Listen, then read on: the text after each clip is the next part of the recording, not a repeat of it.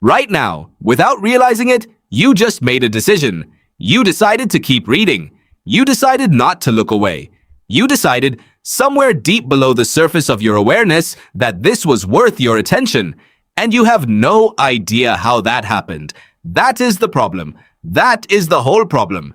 You make approximately 35,000 decisions every single day. Researchers at Cornell University estimate that adults make around 226 decisions about food alone.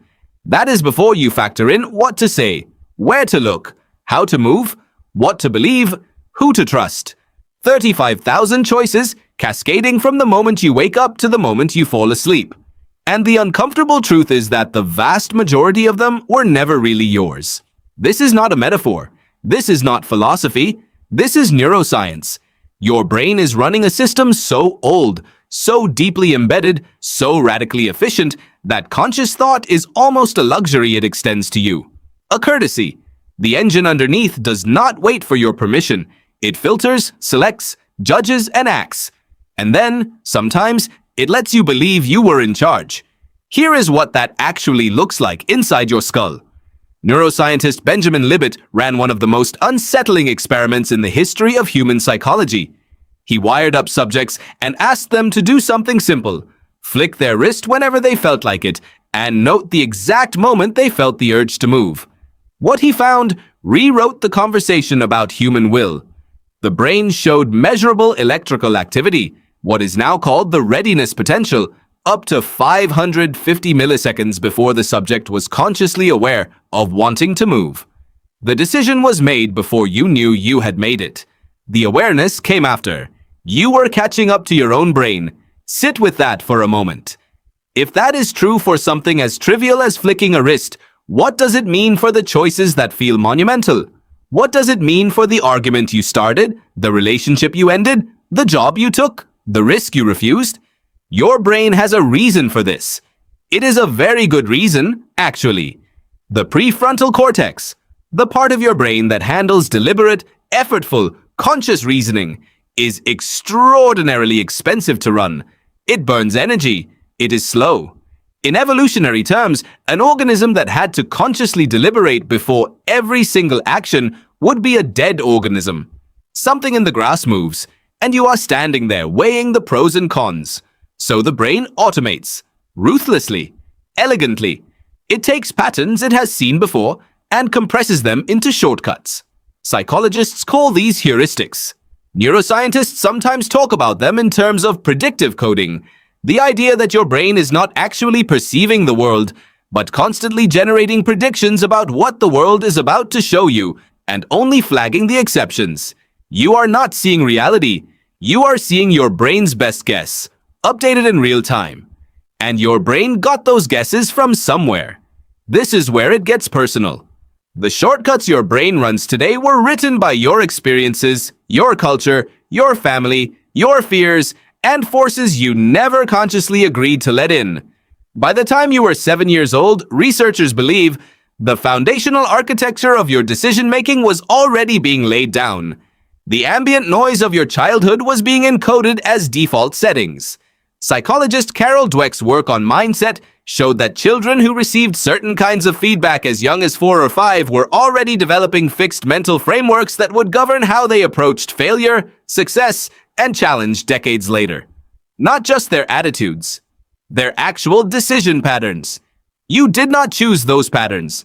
They were chosen for you, and then they were reinforced. Every decision you make strengthens the neural pathway it traveled. The more you take the same mental route, the more your brain grades that road. Neuroscientists describe this with a phrase that has become almost cliché in popular science: neurons that fire together, wire together. It was first articulated by Donald Hebb in 1949, and it is still one of the most powerful ideas in the field. Your habits are not just behavioral, they are structural. They are carved into the physical landscape of your brain.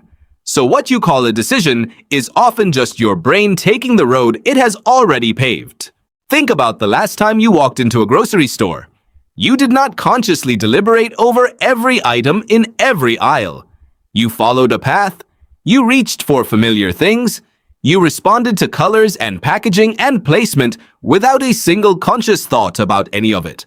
Robert Cialdini, the psychologist behind the landmark work Influence, spent years documenting the invisible architecture of persuasion, the way price anchors trick your brain into thinking a discount is a gift, the way social proof makes you order what the table next to you ordered, the way scarcity triggers a fear response so old it predates the concept of a store by several 100,000 years.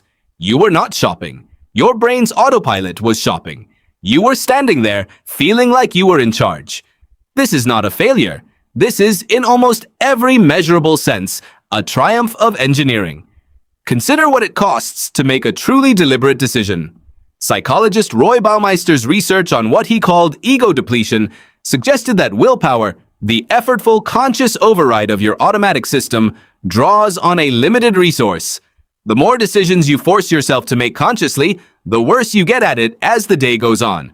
Judges, famously, grant parole more often in the morning than in the afternoon. Not because the cases are different, because the people deciding are tired. Barack Obama wore the same style of suit almost every day while in office, and said explicitly that he was trying to eliminate trivial decisions to preserve cognitive bandwidth for decisions that mattered. Steve Jobs did the same thing. The people most aware of how decision-making actually works tend to be the ones most aggressive about protecting their conscious mind from having to do it too often. Because here is what conscious decision-making is actually good for: novelty. Situations your autopilot has never seen before. Problems that genuinely require you to override the pattern, to slow down, to examine the assumption, to ask whether the road your brain wants to take is actually the road you want to be on. But most of your life is not novel. Most of your life is familiar enough that your autopilot runs it without you. And that means the question is not how to make more conscious decisions.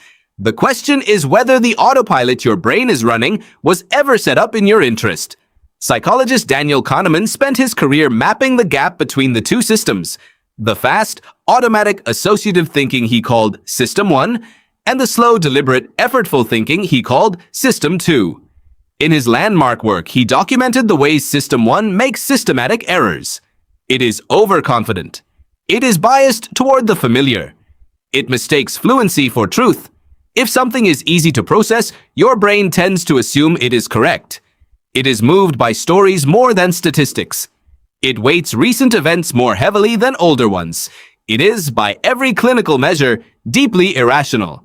And it is running your life approximately 95% of the time. That number comes from various estimates in cognitive science and behavioral economics. 90 to 95% of daily behavior is automatic, driven by habit, heuristic, and impulse, driven by patterns written before you were old enough to examine them. But here is the counterintuitive thing. The fact that you can read this sentence and understand it means you are already doing something that most organisms on this planet cannot do. You are stepping outside the autopilot for long enough to look at it. That is genuinely rare. The prefrontal cortex, the seat of deliberate thought, of long-term planning, of the ability to imagine consequences that have not happened yet, is the most recently evolved structure in the human brain.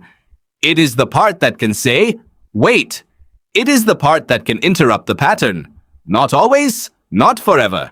But in the moments when it matters most, it can insert a pause between impulse and action.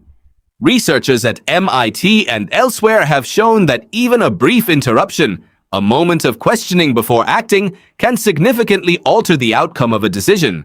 The pause is not passive. It is active. It is the moment when the circuit closes and you stop being operated by your history and start operating from your intention. You cannot think your way through 35,000 decisions a day. You were never supposed to, but you can change the defaults. You can audit the autopilot.